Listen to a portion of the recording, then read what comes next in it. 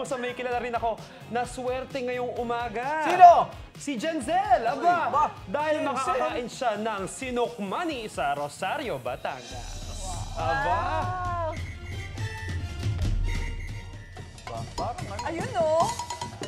Kung ginamitan ng brilyante ng apoy ang sinukmani para maluto mabuti. Naku, for sure.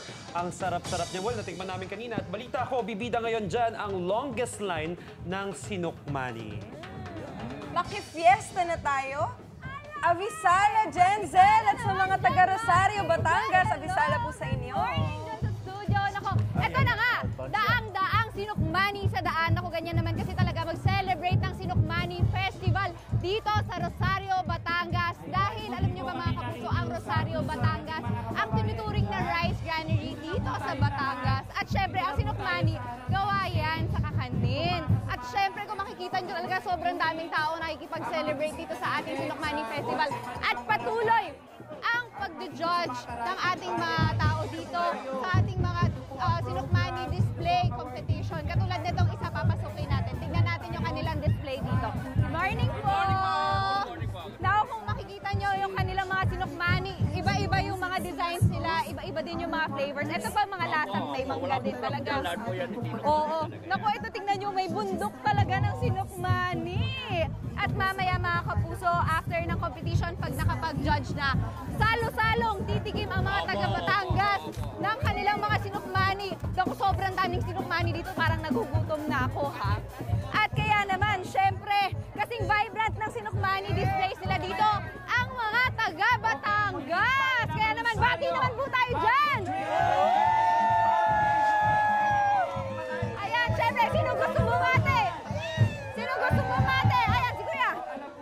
Ay, binabati kita, pamangkin ko, Aura Brigela! Pwede po ba kayo bumati ng Batanggenyo accent? Ala, kaganda na, Ray! Kaganda niya, Ray! Ayan, sino ba gusto bumati? Ayan, oh, sino?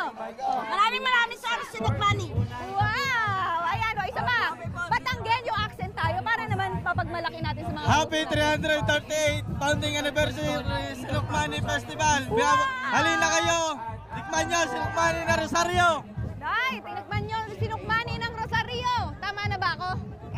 Pwede naman yung accent ko. Ayan, pwedeng-pwede na talaga, no? At syempre, meron din tayong sariling sinukmani display dito, no? Para lang yan sa unang hirit.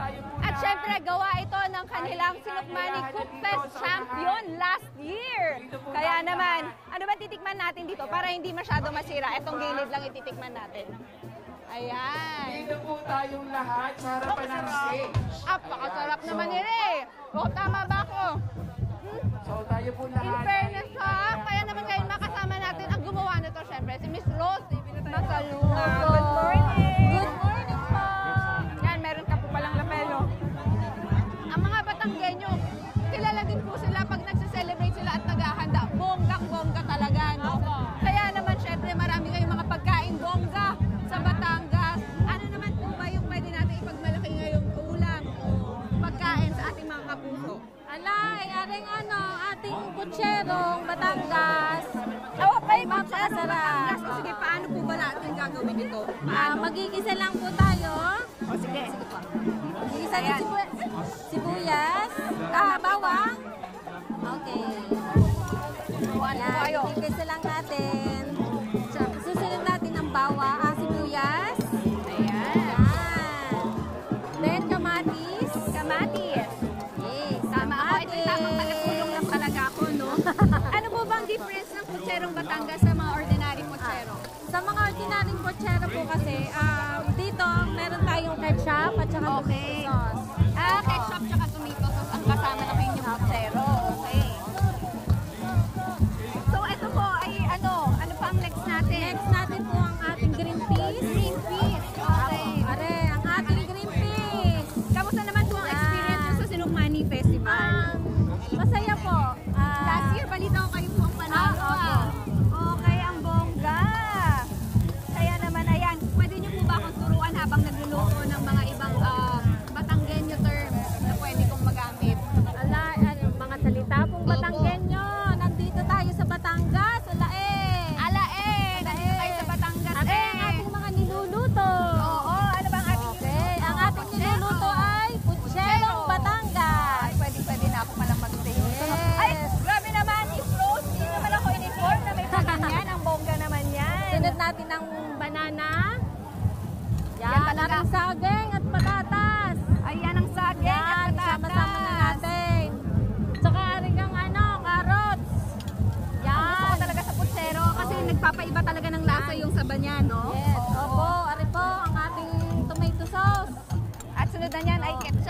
ketchup. Lagay na natin din. Ay, ilalagay na natin ang ketchup natin. Lalagay na natin ang ketchup. Ay, sige po. Anong oras po ba usually nagsisimula ang ating Sinukmani Festival? Kanina pa pong, ang cooking fest po ay kanina pong mga 5 o'clock. 5 a.m. nagsisimula. Actually, kanina mga kapuso, habang naghihintay kami dito at nakikisaya dito, may mga nagpapatugtog na as early as mga 5:30 a.m. May mga nagsiselebrate na talaga dito kasi yung mga kasali po dito galing talaga sa school, sa mga private establishments, mga government agencies at sa kanilang mga businesses.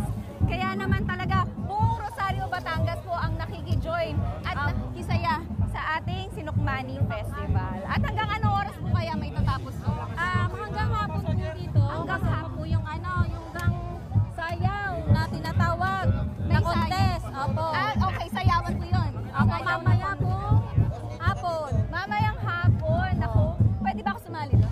Pwede ma'am. Ay, ayun naman pala, no? At currently nga ngayon mga kapuso, ay tuloy-tuloy na yung pag-judge. Kanina may nakita ko mga bumibisita na dito sa ating mga displays dito na mga judge na maya-maya ay malalaman na kung sino ang next na champion dahil si Miss Rose nga ang champion last year. Ayan. Ito, malapit na ay Malapit na rin ating kutserong Batangas. Ay nako, excited na ako dyan. At ito na. Ay, nanonood naman ere. Tama naman ere. Ay, nagkakabalan na sa likod. Ay, niluluto. Yung niluluto namin. Ano po ang nangyari doon? Ay, pinagkakaguluhan na rin sinukmani. Pinagkakatapusan So, na. pwede nang tikman yun pag ganon. Pwede na. Ang saya naman, kagulo talaga dito pala, no? Kapag ano, kanilang mga displays dito. Kaya naman ito, Miss Rosie, tikman na natin yan. Ayan, okay. Tikman natin ang sabaw at ang mga green peas. Oo nga, may something different. Siguro yung ketchup nagpapaiba kasi nag-iba yung pagkatamis niya eh. Parang may nadagdag. Ang harap niya, in fairness. At nako, perfect na perfect ito pagkatapos mo kumain ng panghimagas sa Sinukmani. Kakain ka ng mga pagkain galing sa Batangas.